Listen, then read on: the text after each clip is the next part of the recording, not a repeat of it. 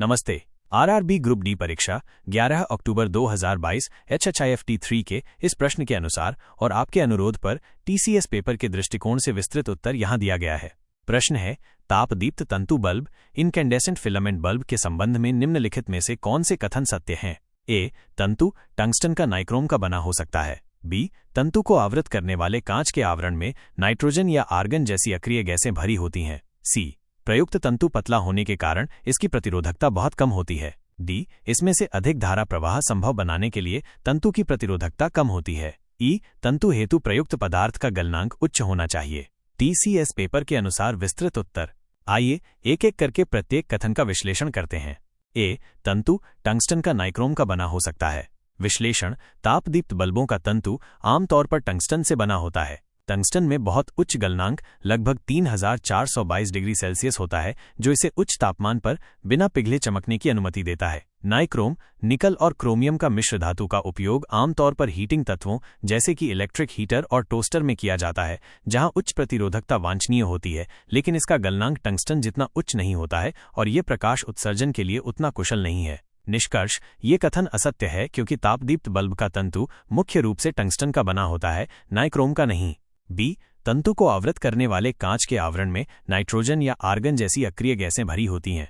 विश्लेषण, तापदीप्त बल्ब के कांच के आवरण में वास्तव में अक्रिय गैसें जैसे कि आर्गन या नाइट्रोजन भरी जाती हैं। ऐसा करने के दो मुख्य कारण हैं। तंतु का वाष्पीकरण कम करना, उच्च तापमान पर टंगस्टन धीरे धीरे वाष्पित होता है। अक्रिय गैसें इस वाष्पीकरण की दर को कम करती हैं, जिससे बल्ब का जीवनकाल बढ़ जाता है। ऑक्सीकरण को रोकना, यदि बल्ब में ऑक्सीजन मौजूद होगी तो उच्च तापमान पर तंतु तुरंत ऑक्सीकृत हो जाएगा और जल जाएगा। अक्रिय गैसें रासायनिक रूप से निष्क्रिय होती हैं और इस ऑक्सीकरण को रोकती हैं। निष्कर्ष, ये कथन सत्य है। सी. प्रयुक्त तंतु पतला होने के कारण इसकी प्रतिरोधकता बहुत कम होती है। विश्लेषण, किसी चालक की प्रतिरोधकता R हो एक सामग्री की आंतरिक संपत्ति है और यह उसके आकार पर निर्भर नहीं करती है। हालांकि प्रतिरोध R चालक की लंबाई L के सीधे आनुपातिक और अनुप्रस्थ काट के क्षेत्रफल A के व्युत्क्रमानुपाती होता है। पतला तंतु होने का मतलब है कि उसका अनुप्रस्थ काट का क्षेत्रफल A कम है। कम क्षेत्रफल के कारण तंतु का प्रतिरोध अधिक होगा, न कि प्रतिरोधकता। निष्कर्ष, ये कथन असत्य है। पतला तंतु होने के कारण उसकी प्रतिरोधकता नहीं बल्कि प्रतिरोध अधिक होता है। डी. इसमें से अधिक धारा प्रवाह संभव बनाने के लिए तंतु की प्रतिरोधकता कम होती है। विश्लेषण, ओम के नियम V=IR के अनुसार किसी दिए गए वोल्टेज V के लिए धारा I प्रतिरोध R के व्युत्क्रमानुपाती होती है। यदि तंतु की प्रतिरोधकता कम होगी तो उसका प्रतिरोध भी कम होगा, जिससे अधिक धारा प्रवाहित हो सकेगी। हालांकि तापदीप्त बल्ब का उद्देश्य प्रकाश उत्पन्न करना है, जिसके लिए तंतु को उच्च तापमान पर गर्म होना आवश्यक है। उच्च प्रतिरोध तंतु में धारा प्रवाहित होने पर अधिक ऊष्मा उत्पन्न करता है, H=I2RT। इसलिए बल्ब के डिजाइन का उद्देश्य एक ऐसा तंतु बनाना होता है जिसका प्रतिरोध उचित हो, ताकि वो पर्याप्त ऊष्मा उत्पन्न कर सके और प्रकाश उत्सर्जित कर सके।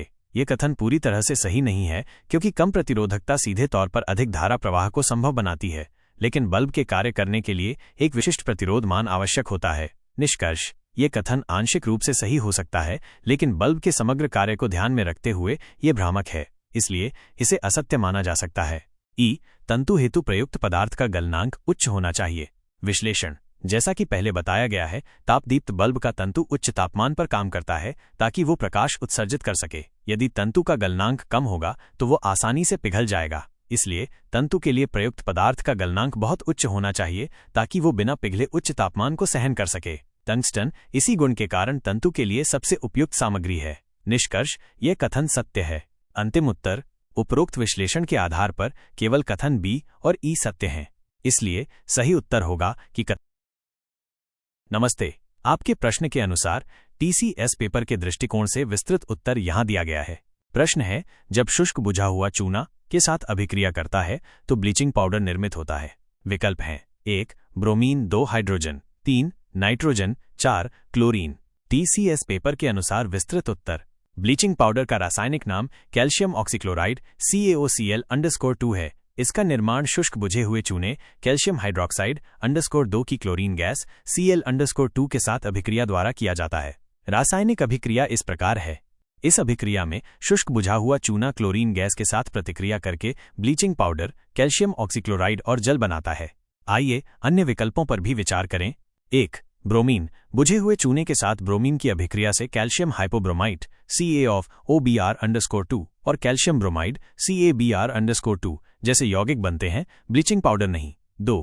हाइड्रोजन, बुझा हुआ चूना एक क्षारकीय पदार्थ है और सामान्य परिस्थितियों में हाइड्रोजन गैस के साथ कोई महत्वपूर्ण अभिक्रिया नहीं करता है। 3. नाइट्रोजन, नाइट्रोजन एक अपेक्षाकृत अक्रिय गैस है और सामान्य परिस्थितियों में बुझे हुए चूने के साथ अभिक्रिया नहीं करती है। कुछ विशेष परिस्थितियों में नाइट्राइड बन सकते हैं, लेकिन ब्लीचिंग पाउडर नहीं। 4. क्लोरीन, जैसा कि ऊपर बताया गया है, बुझे हुए चूने की क्लोरीन गैस के साथ अभिक्रिया से ही ब्लीचिंग पाउडर का निर्माण होता है। निष्कर्ष, TCS पेपर तथ्यात्मक सटीकता पर ध्यान केंद्रित करता है। ब्लीचिंग पाउडर के निर्माण की रासायनिक प्रक्रिया स्पष्ट रूप से दर्शाती है कि ये शुष्क बुझे हुए चूने की क्लोरीन के साथ अभिक्रिया द्वारा बनता है। अतः सही उत्तर है 4, क्लोरीन। नमस्ते। आपके प्रश्न के अनुसार TCS पेपर के दृष्टिकोण से विस्तृत उत्तर यहाँ दिया गया है। प्रश्न है, उल्टा और बड़ा प्रतिबिंब प्राप्त करने के लिए वस्तु को पर रखा जाना चाहिए। विकल्प हैं: 1. अवतल दर्पण के C और F के बीच। 2. उत्तल दर्पण के C और F के बीच। 3. अवतल दर्पण से अनंत पर। 4. उत्तल दर्पण से अनंत पर।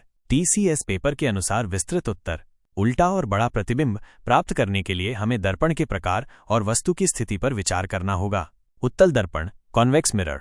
उत्तल दर्पण हमेशा आभासी, वर्चुअल, सीधा, इरेक्ट और वस्तु से छोटा डिमिनिश्ड प्रतिबिंब बनाते हैं, चाहे वस्तु को कहीं भी रखा जाए। इसलिए विकल्प 2 और 4 सही नहीं हो सकते। अवतल दर्पण, कॉनकेव मिरर। अवतल दर्पण विभिन्न प्रकार के प्रतिबिंब बनाते हैं जो वस्तु की स्थिति पर निर्भर करते हैं। जब वस्तु अनंत पर होती है, प्रतिबिंब फोकस F पर बनता है, वास्तविक, उल्टा और बहुत छोटा होता है। जब वस्तु C वक्रता केंद्र से परे होती है, प्रतिबिंब C और F के बीच बनता है, वास्तविक, उल्टा और छोटा होता है। जब वस्तु C पर होती है, प्रतिबिंब C पर ही बनता है, वास्तविक, उल्टा और वस्तु के आकार का होता है। जब वस्तु C और F के बीच होती है, प्रतिबिंब C से परे बनता है, वास्तविक, उल्टा और बड़ा होता है। जब वस्तु F पर होती है, प्रतिबिंब अनंत पर बनता है, वास्तविक और बहुत बड़ा होता है। जब वस्तु P ध्रुव और F के बीच होती है, प्रतिबिंब दर्पण के पीछे बनता है, आभासी, सीधा और बड़ा होता है। प्रश्न में हमें उल्टा और बड़ा प्रतिबिंब चाहिए। अवतल दर्पण के लिए यह स्थिति तब होती है जब वस्तु को C वक्रता केंद्र और F फोकस के बीच रखा जाता है। निष्कर्ष, TCS पेपर विज्ञान के मूल सिद्धांतों और अवधारणाओं की स्पष्ट समझ पर जोर देता है। प्रकाशिकी के नियमों के अनुसार अवतल दर्पण में जब वस्तु को वक्रता केंद्र C और फोकस F के बीच रखा जाता है, तो बनने वाला प्रतिबिंब वास्तविक, उल्टा और वस्तु से बड़ा होता है। अतः सही उत्तर है 1, अवतल दर्पण के C और F के बीच। नमस्ते। आपके प्रश्न के अनुसार TCS पेपर के दृष्टिकोण से विस्तृत उत्तर यहाँ दिया गया है। प्रश्न है, गैल्वेनोमीटर परिपथ में संयोजित होने पर की उपस्थिति का संसूचन करता है। विकल्प हैं: 1, प्रतिरोध, 2, धारा, 3, आवृत्ति, 4, विभवांतर।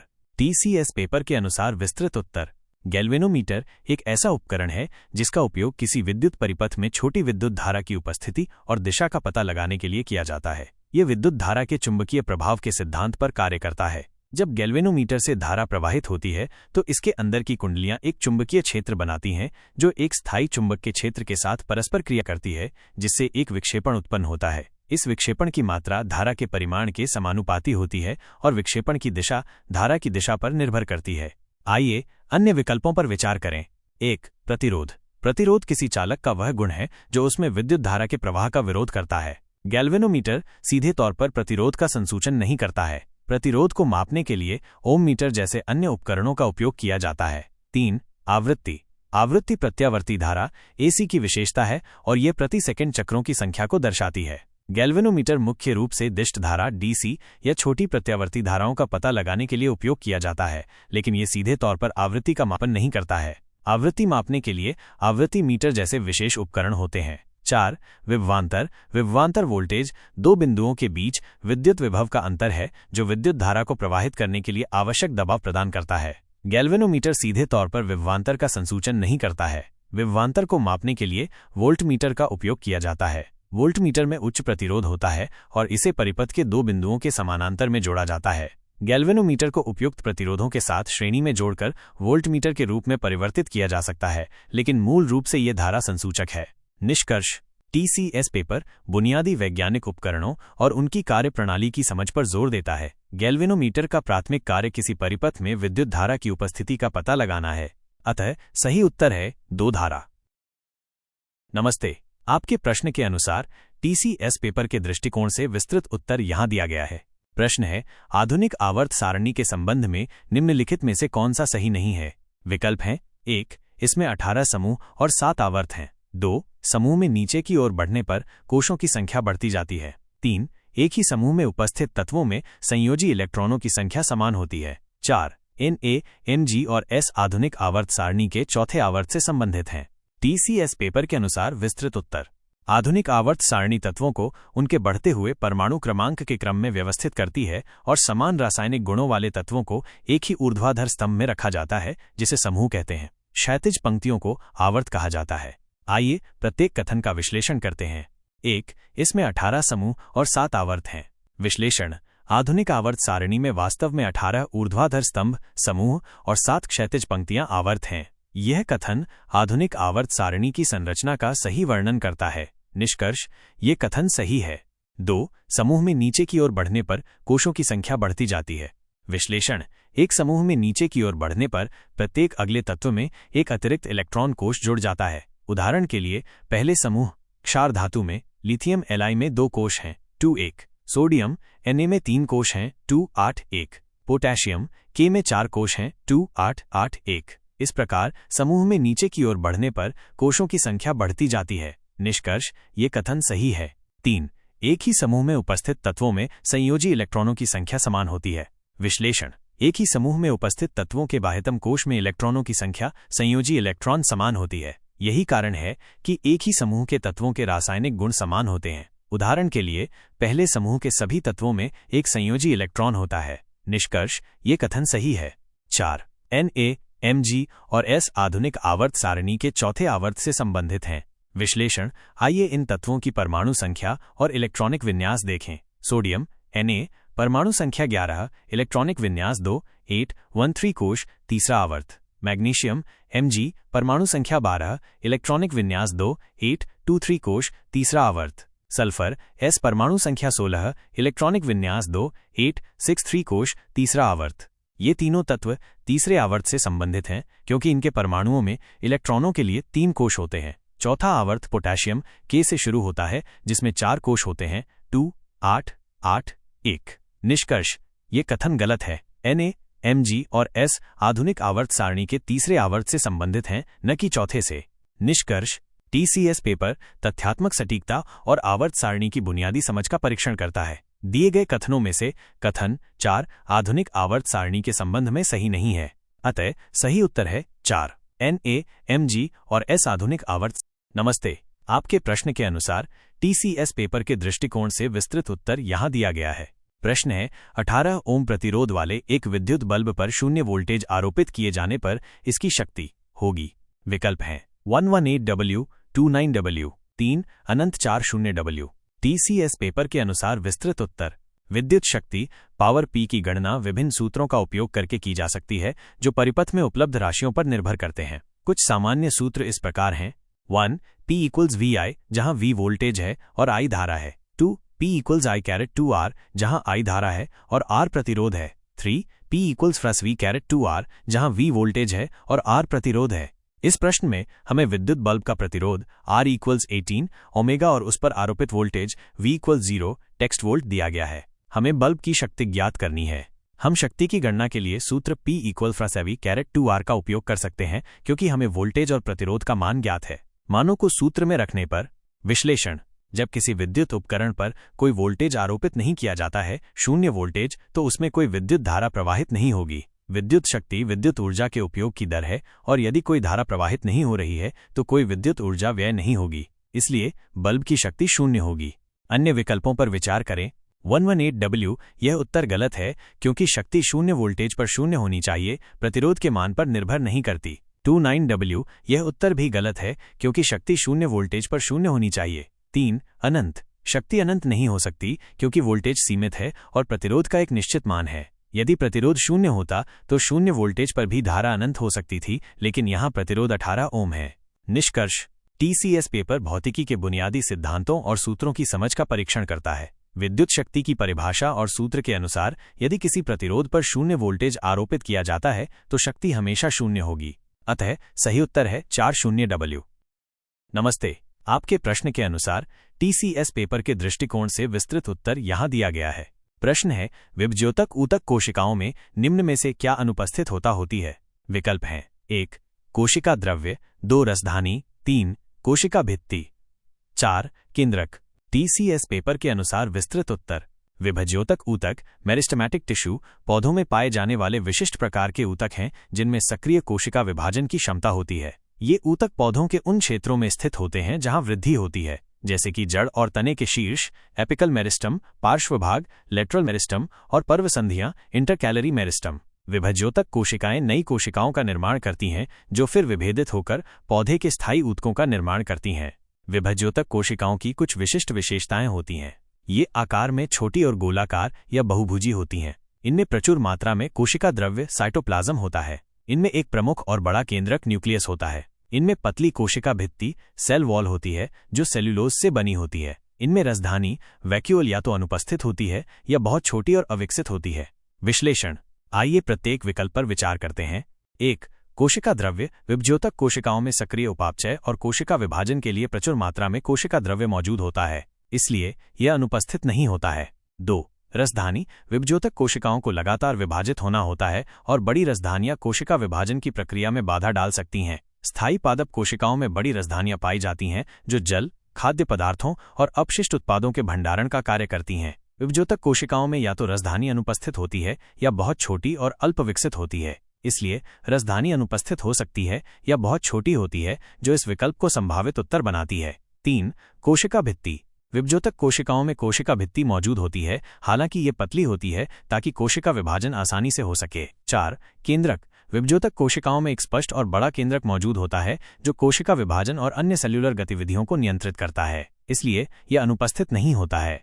निष्कर्ष, TCS पेपर जीव विज्ञान के मूल सिद्धांतों और पादप ऊतकों की विशेषताओं की समझ का परीक्षण करता है। विभज्योतक कोशिकाओं की विशेष संरचनात्मक विशेषताओं के अनुसार उनमें रसधानी या तो अनुपस्थित होती है या बहुत छोटी और अविकसित होती है, अतः सही उत्तर है 2. रसधानी। नमस्ते, आपके प्रश्न के अनुसार TCS पेपर के दृष्टिकोण से विस्तृत उत्तर यहाँ दिया गया है। प्रश्न है, एकल कार्बन परमाणु बंध बनाता है?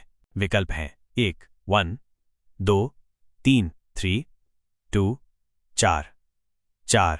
TCS पेपर के अनुसार विस्तृत उत्तर कार्बन एक रासायनिक तत्व है जिसका प्रतीक C है और परमाणु क्रमांक 6 है।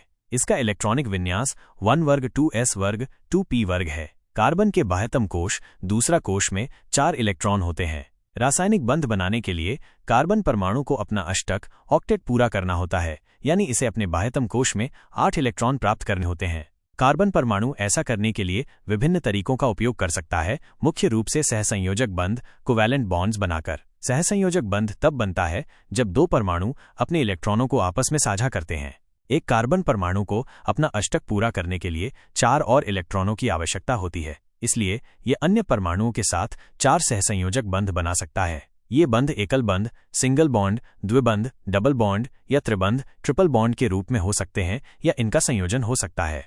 उदाहरण के लिए मीथेन CH_4 में एक कार्बन परमाणु 4 हाइड्रोजन परमाणुओं के साथ 4 एकल सहसंयोजक बंध बनाता है। कार्बन डाइऑक्साइड CO_2 में एक कार्बन परमाणु 2 ऑक्सीजन परमाणुओं के साथ 2 द्विबंध बनाता है, कुल 4 बंध। इथाइन C_2 में प्रत्येक कार्बन परमाणु दूसरे कार्बन परमाणु के साथ एक त्रिबंध और एक हाइड्रोजन परमाणु के साथ एक एकल बंध बनाता है, कुल 4 बंध बनाता है, कुल 4 बंध प्रति कार्बन। निष्कर्ष, TCS पेपर रसायन विज्ञान के बुनियादी सिद्धांतों, विशेष रूप से रासायनिक बंधों के निर्माण की समझ का परीक्षण करता है। कार्बन परमाणु की संयोजकता 4 होती है, जिसका अर्थ है कि ये सामान्यतः 4 सहसंयोजक बंध बनाता है ताकि अपना अष्टक पूरा कर सके, अतः सही उत्तर है 4-4। नमस्ते, आपके प्रश्न के अनुसार TCS पेपर के दृष्टिकोण से विस्तृत उत्तर यहाँ दिया गया है। प्रश्न है, श्रेणीक्रम में संयोजित 3 प्रतिरोधों R_1, R_2 और R_3 के टर्मिनलों पर वोल्टेज क्रमशः V_1, V_2 और V_3 हैं। यदि I उनसे होकर प्रवाहित होने वाली निबल धारा को निरूपित करता है तो उनकी निबल वोल्टेज V कितनी होगी? विकल्प हैं 1. V = I left fraction V_1 जोड़ फ्रैक्शन V_2 जोड़ fraction V_3 right. 2. V equals I left fraction R underscore 1 जोड़ फ्रैक्शन R अंडरस्कोर 2 जोड़ fraction R underscore 3 right. 3 V equals R underscore 1 जोड़ R underscore 2 जोड़ R underscore 3। 4 V equals V underscore 1 जोड़ V underscore 2 जोड़ V underscore 3। TCS paper के अनुसार विस्तृत उत्तर। जब प्रतिरोधों को श्रेणी क्रम में जोड़ा जाता है तो उनमें से प्रवाहित होने वाली विद्युत धारा समान होती है। इस प्रश्न में यह धारा I द्वारा निरूपित की गई है। श्रेणी क्रम संयोजन में कुल वोल्टेज निबल वोल्टेज प्रत्येक प्रतिरोध के सिरों पर वोल्टेज के योग के बराबर होता है। ओम के नियम के अनुसार किसी प्रतिरोध R के सिरों पर वोल्टेज V और उसमें प्रवाहित होने वाली धारा I के बीच संबंध इस प्रकार दिया जाता है। V equals IR। यहाँ 3 प्रतिरोध R_1, R_2 और R_3 श्रेणी क्रम में जुड़े हैं। उनके सिरों पर वोल्टेज क्रमशः V_1, V_2 और V_3 हैं और उनमें से प्रवाहित होने वाली धारा I समान है। इसलिए हम प्रत्येक प्रतिरोध के लिए ओम का नियम लिख सकते हैं। V_1 equals IR_1 volt, _2 equals IR_2 volts, _3 equals IR_3। श्रेणीक्रम संयोजन में कुल वोल्टेज V प्रत्येक प्रतिरोध के सिरों पर वोल्टेज के योग के बराबर होता है। V equals V_1 जोड़ V_2 जोड़ V_3। अब हम V_1, V_2 और V_3 के मानों को उपरोक्त समीकरण में प्रतिस्थापित करते हैं। V equals IR_1 जोड़ IR_2 जोड़ IR_3। हम धारा I को उभयनिष्ठ ले सकते हैं। V equals I of R_1 plus R_2 plus R_3। ये श्रेणी क्रम में जुड़े प्रतिरोधों के लिए कुल वोल्टेज का सूत्र है। अब विकल्पों पर विचार करते हैं। 1 V equals I left fraction V_1 जोड़ फ्रैक्शन V_2 जोड़ फ्रैक्शन V_3 राइट। यह सूत्र श्रेणी क्रम संयोजन के लिए सही नहीं है। 2 V equals I left fraction R_1 जोड़ फ्रैक्शन R_2 जोड़ फ्रैक्शन R_3 राइट। यह सूत्र भी श्रेणी क्रम संयोजन के लिए सही नहीं है। यह समानांतर संयोजन में तुल्य प्रतिरोध के व्युत्क्रम से संबंधित हो सकता है लेकिन वोल्टेज के लिए नहीं। 3 V equals R_1 जोड़ R_2 जोड़ R_3। यह सूत्र वोल्टेज के बराबर प्रतिरोधों का योग बताता है जो कि भौतिक रूप से गलत है क्योंकि वोल्टेज और प्रतिरोध की इकाइयां अलग अलग होती हैं। 4 V equals संयोजन के लिए नहीं है _1 जोड़ V_2 जोड़ V_3। यह सूत्र श्रेणीक्रम संयोजन में कुल वोल्टेज के लिए बिल्कुल सही है जैसा कि हमने ऊपर व्युत्पन्न किया है। निष्कर्ष TCS पेपर विद्युत परिपथों के बुनियादी सिद्धांतों विशेष रूप से श्रेणीक्रम संयोजन में वोल्टेज और धारा के व्यवहार की समझ का परीक्षण करता है। श्रेणीक्रम में जुड़े प्रतिरोधों के लिए कुल वोल्टेज प्रत्येक प्रतिरोध के सिरों पर वोल्टेज के योग के बराबर होता है। अतः सही उत्तर है 4 V equals V_1 जोड़ V_2 जोड़ V_3। नमस्ते। आपके प्रश्न के अनुसार TCS पेपर के दृष्टिकोण से विस्तृत उत्तर यहाँ दिया गया है। प्रश्न है लेंस की क्षमता का SI मात्रक क्या है। विकल्प हैं 1 newton 2 dioptre 3 joule 4 metre. TCS paper के अनुसार विस्तृत उत्तर लेंस की क्षमता पावर ऑफ अ लेंस उसकी प्रकाश किरणों को अभिसरित कन्वर्ज या अपसरित डाइवर्ज करने की क्षमता का माप है। इसे लेंस की फोकस दूरी f के व्युत्क्रम के रूप में परिभाषित किया जाता है। गणितीय रूप से लेंस की क्षमता P इस प्रकार दी जाती है जहां P लेंस की क्षमता है, f लेंस की फोकस दूरी है जिसे मीटर m में मापा जाता है। लेंस की क्षमता का SI मात्रक डायोप्टर है। इसे अक्षर D' से दर्शाया जाता है। एक डायोप्टर उस लेंस की क्षमता होती है जिसकी फोकस दूरी 1 मीटर होती है। एक डायोप्टर इक्वल्स 1 m⁻1। आइए अन्य विकल्पों पर विचार करें। 1 न्यूटन बल का SI मात्रक है। यह किसी वस्तु के द्रव्यमान को त्वरित करने के लिए आवश्यक बल की मात्रा है। 3 जूल ऊर्जा या कार्य का SI मात्रक है। 4 मीटर लंबाई का SI मात्रक है। फोकस दूरी को मीटर में मापा जाता है लेकिन लेंस की क्षमता का मात्रक डायोप्टर है जो मीटर का व्युत्क्रम है। निष्कर्ष TCS पेपर भौतिकी के बुनियादी सिद्धांतों और इकाइयों की समझ का परीक्षण करता है विशेष रूप से प्रकाशिकी से संबंधित। लेंस की क्षमता की परिभाषा और इसके SI मात्रक को जानना महत्वपूर्ण है। अतः सही उत्तर है 2 डायोप्टर। नमस्ते। आपके प्रश्न के अनुसार TCS पेपर के दृष्टिकोण से विस्तृत उत्तर यहाँ दिया गया है। प्रश्न है इनमें से कौन सी वाहिका रक्त को हृदय से फेफड़ों के अलावा शरीर के विभिन्न अंगों तक ले जाती है। विकल्प हैं 1 फुफ्फुस धमनी 2 फुफ्फुस शिरा 3 महाशिरा 4 महाधमनी। TCS पेपर के अनुसार विस्तृत उत्तर हमारे शरीर में रक्त वाहिकाएं 3 मुख्य प्रकार की होती हैं धमनियां आर्टरीज, शिराएं वेन्स और केशिकाएं कैपिलरीज। धमनियां ये रक्त को हृदय से शरीर के विभिन्न अंगों तक ले जाती हैं। आमतौर पर धमनियों में ऑक्सीजन युक्त रक्त होता है, सिवाय फुफ्फुस धमनी के जो हृदय से फेफड़ों तक ऑक्सीजन रहित रक्त ले जाती है। शिराएं ये रक्त को शरीर के विभिन्न अंगों से वापस हृदय तक ले जाती हैं। आमतौर पर शिराओं में ऑक्सीजन रहित रक्त होता है, सिवाय फुफ्फुस शिराओं के जो फेफड़ों से ऑक्सीजन युक्त रक्त को हृदय तक लाती हैं। केशिकाएं ये बहुत पतली रक्त वाहिकाएं होती हैं जो धमनियों और शिराओं को जोड़ती हैं और ऊतकों में गैसों, पोषक तत्वों और अपशिष्ट पदार्थों के आदान प्रदान में मदद करती हैं। प्रश्न में पूछा गया है कि कौन सी वाहिका हृदय से रक्त को फेफड़ों के अलावा शरीर के विभिन्न अंगों तक ले जाती है। इसका मतलब है कि हमें उस धमनी की पहचान करनी है जो ऑक्सीजन युक्त रक्त को पूरे शरीर में पंप करती है। आइए विकल्पों का विश्लेषण करें। 1. फुफ्फुस धमनी यह हृदय के दाहिने निलय राइट वेंट्रिकल से ऑक्सीजन रहित रक्त को फेफड़ों तक ले जाती है ताकि वो ऑक्सीजनित हो सके। यह फेफड़ों की ओर रक्त ले जाती है, न कि शरीर के अन्य अंगों की ओर। 2. फुफ्फुस शिरा यह फेफड़ों से ऑक्सीजन युक्त रक्त को हृदय के बाएं आलिंद लेफ्ट एट्रियम तक ले जाती है। यह हृदय की ओर रक्त लाती है, न कि हृदय से दूर शरीर के अंगों तक। 3. महाशिरा वेना कावा यह शरीर के विभिन्न अंगों से ऑक्सीजन रहित रक्त को वापस हृदय के दाहिने आलिंद तक लाती है। यह हृदय की ओर रक्त लाती है, न कि हृदय से दूर। 4. महाधमनी एओर्टा यह हृदय के बाएं निलय से ऑक्सीजन युक्त रक्त को शरीर के सभी अंगों तक ले जाने वाली सबसे बड़ी धमनी है। निष्कर्ष TCS पेपर जीव विज्ञान के मूल सिद्धांतों और मानव परिसंचरण तंत्र की समझ का परीक्षण करता है। महाधमनी वह मुख्य धमनी है जो हृदय से ऑक्सीजन युक्त रक्त को फेफड़ों के अलावा शरीर के सभी भागों में पहुंचाती है। अतः सही उत्तर है 4. महाधमनी।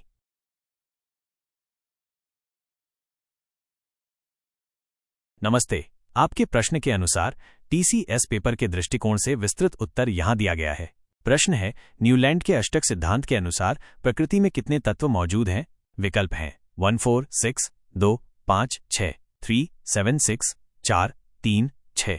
TCS पेपर के अनुसार विस्तृत उत्तर। जॉन न्यूलैंड्स एक ब्रिटिश रसायनज्ञ थे जिन्होंने 1866 में तत्वों को उनके बढ़ते हुए परमाणु भार के क्रम में व्यवस्थित किया और पाया कि हर 8वें तत्व के गुण पहले तत्व के गुणों के समान थे, जैसा कि संगीत के अष्टक में होता है। उन्होंने इस अवलोकन को अष्टक का नियम लॉ ऑफ ऑक्टेव्स कहा। न्यूलैंड्स ने अपनी आवर्त सारणी में ज्ञात सभी तत्वों को व्यवस्थित करने का प्रयास किया। उस समय तक प्रकृति में ज्ञात तत्वों की संख्या 56 थी। न्यूलैंड्स ने इन 56 तत्वों को 7 क्षैतिज पंक्तियों में व्यवस्थित किया, जिसमें प्रत्येक पंक्ति में 7 तत्व थे। हालांकि न्यूलैंड्स का अष्टक सिद्धांत केवल हल्के तत्वों कैल्शियम तक के लिए ही लागू हो पाया। भारी तत्वों के लिए ये नियम सही ढंग से काम नहीं करता था। इसके बावजूद न्यूलैंड्स का कार्य तत्वों के आवर्ती गुणों की पहचान करने की दिशा में एक महत्वपूर्ण कदम था और इसने बाद में मेंडलीव की आवर्त सारणी के विकास की नींव रखी। निष्कर्ष TCS पेपर विज्ञान के ऐतिहासिक विकास और महत्वपूर्ण वैज्ञानिक खोजों के तथ्यात्मक ज्ञान का परीक्षण करता है। न्यूलैंड के अष्टक सिद्धांत के समय प्रकृति में ज्ञात तत्वों की संख्या 56 थी और न्यूलैंड्स ने इन सभी तत्वों को अपने वर्गीकरण में शामिल करने का प्रयास किया था। अतः सही उत्तर है 2 5 6।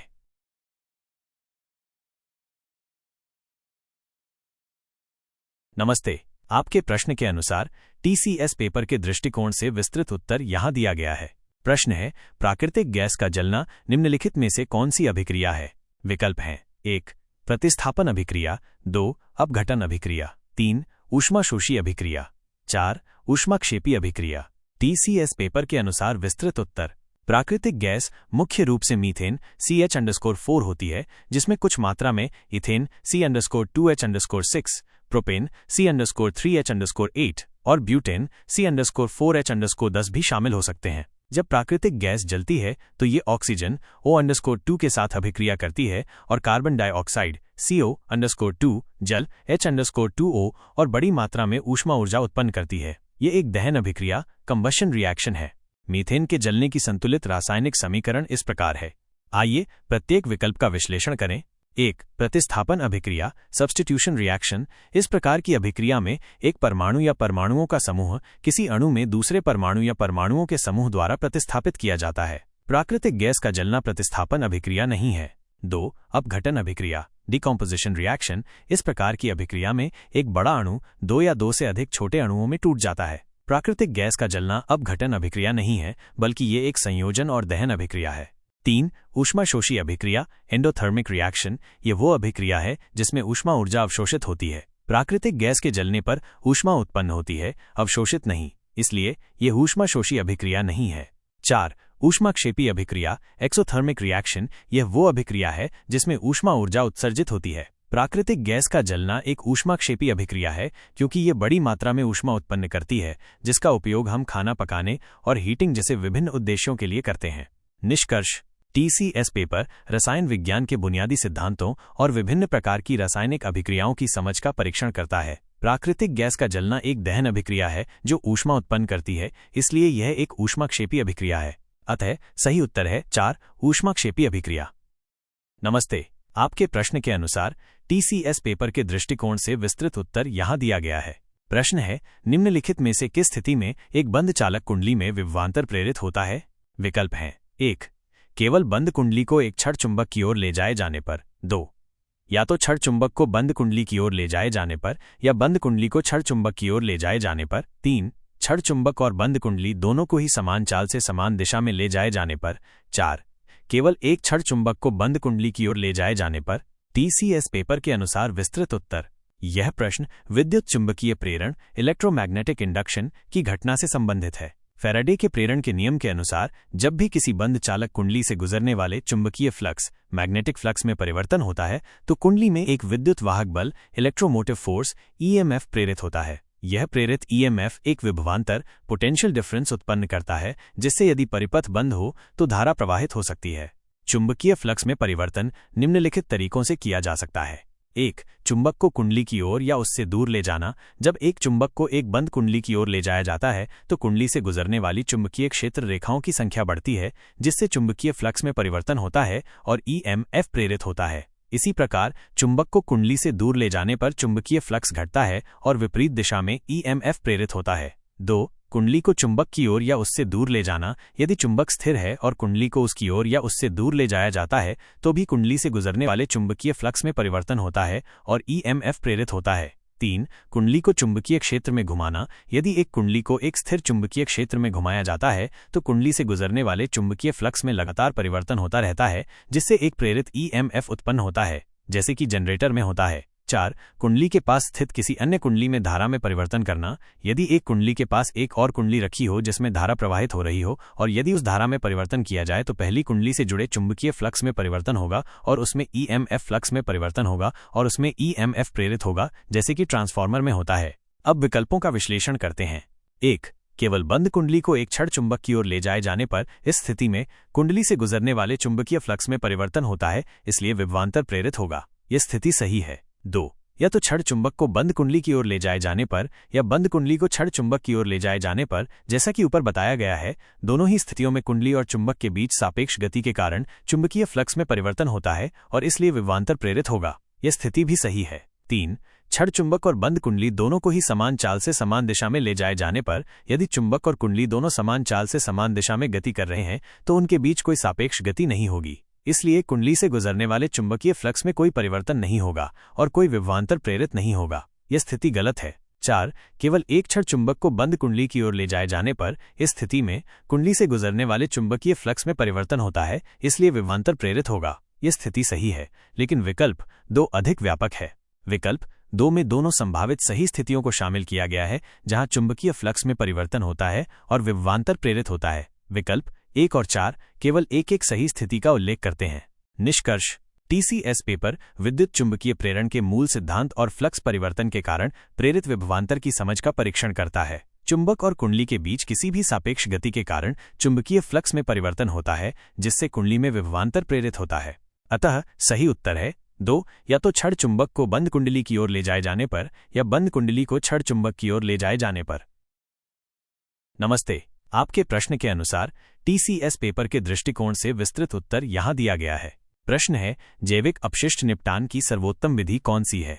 विकल्प हैं: 1. पुनः उपयोग रीयूजिंग। 2. भस्मीकरण इंसिनरेशन। 3. पुनर्चक्रण रिसाइकलिंग। 4. खुले में जमा करना ओपन डंपिंग। TCS पेपर के अनुसार विस्तृत उत्तर: जैविक अपशिष्ट ऑर्गेनिक वेस्ट में रसोई का कचरा, पौधों की पत्तियां, खाद्य सामग्री के अवशेष और अन्य जैव निम्नीकरणीय बायोडिग्रेडेबल सामग्री शामिल होती है। इस प्रकार के अपशिष्ट के निपटान के लिए विभिन्न विधियां उपलब्ध हैं, लेकिन उनमें से कुछ पर्यावरण के लिए अधिक अनुकूल और प्रभावी हैं। आइए प्रत्येक विकल्प का विश्लेषण करें। 1. पुनः उपयोग रीयूजिंग। जैविक अपशिष्ट का सीधे पुनः उपयोग सीमित है। लेकिन कुछ प्रकार के जैविक पदार्थों जैसे कि खाद बनाने के बाद मिट्टी के कंडीशनर के रूप में पुनः उपयोग किया जा सकता है। यह विधि अपशिष्ट की मात्रा को कम करने और संसाधनों का संरक्षण करने में सहायक हो सकती है। 2. भस्मीकरण इंसिनरेशन। भस्मीकरण में उच्च तापमान पर अपशिष्ट को जलाकर राख और गैसों में परिवर्तित किया जाता है। ये विधि अपशिष्ट की मात्रा को काफी कम कर सकती है और रोगजनकों को नष्ट कर सकती है। हालांकि भस्मीकरण से वायु प्रदूषण हो सकता है यदि उत्सर्जन को ठीक से नियंत्रित न किया जाए। जैविक अपशिष्ट के लिए यह हमेशा सर्वोत्तम विधि नहीं होती, क्योंकि ये कार्बनिक पदार्थों को नष्ट कर देती है जिनका उपयोग अन्य तरीकों से किया जा सकता है।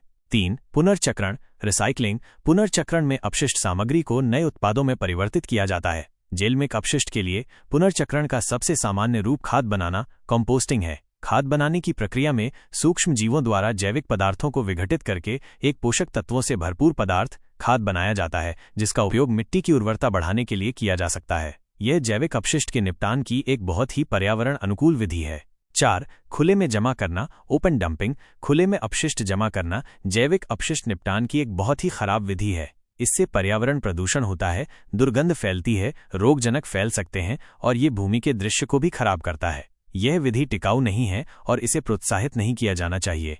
निष्कर्ष: TCS पेपर पर्यावरण विज्ञान और अपशिष्ट प्रबंधन के सिद्धांतों की समझ का परीक्षण करता है। जैविक अपशिष्ट के निपटान के लिए पुनर्चक्रण, विशेष रूप से खाद बनाना, एक सर्वोत्तम विधि है, क्योंकि यह अपशिष्ट को उपयोगी संसाधन में परिवर्तित करता है और पर्यावरण पर नकारात्मक प्रभाव को कम करता है। पुनः उपयोग भी एक अच्छा विकल्प हो सकता है जब संभव हो। भस्मीकरण कुछ स्थितियों में उपयोगी हो सकता है, लेकिन इसके पर्यावरणीय प्रभाव पर ध्यान देना आवश्यक है। खुले में जमा करना एक अस्वीकार्य विधि है। अतः सही उत्तर है 3. पुनर्चक्रण, जिसमें जैविक अपशिष्ट के लिए खाद बनाना शामिल है।